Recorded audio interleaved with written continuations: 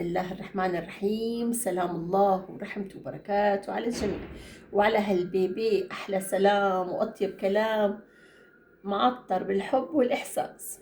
نحن اليوم 18/12 وتاريخ آخر دورة 12/11. علاج شهر واحد الله أرزقنا.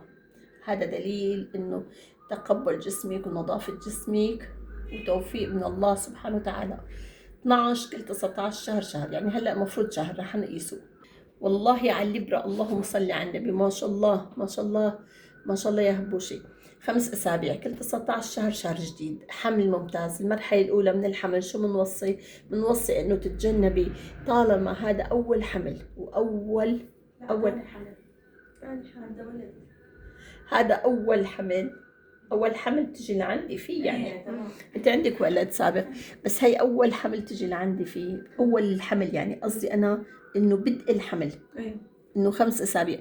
فنحن رح نتابع تصويره بشكل مستمر، إنه نحط له ذكريات باليوتيوب. هي 1 2 بنتابع الغذاء والفيتامينات والمقويات والحب والشكر والامتنان لله.